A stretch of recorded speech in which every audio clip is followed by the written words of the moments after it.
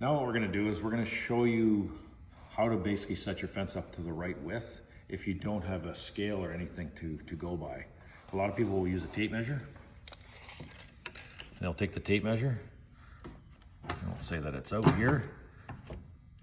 We want to come into 4" in this instant.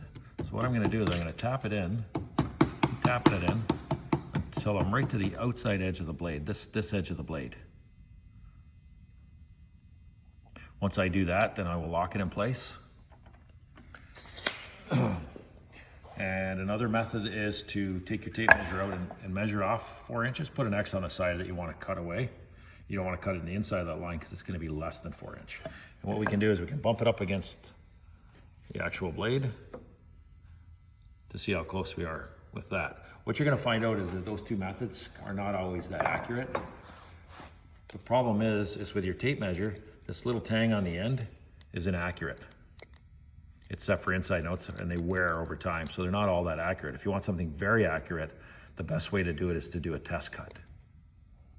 In order to test and get an accurate measurement, what we're gonna do is we're gonna do actually a test cut on this. We're not gonna go all the way through the board, we're just gonna come into the blade and we're just gonna nick it.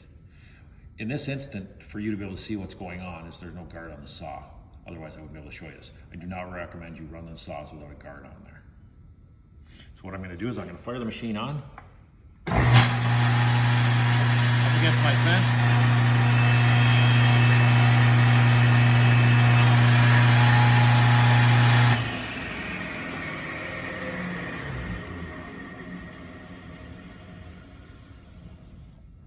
Still running?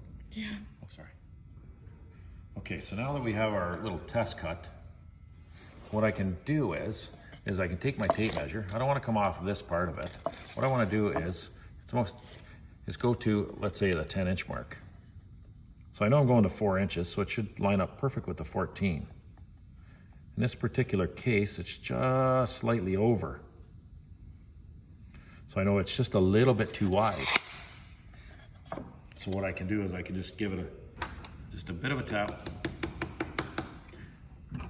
and then run another test piece just to make sure, and that'll get me my accurate measurement.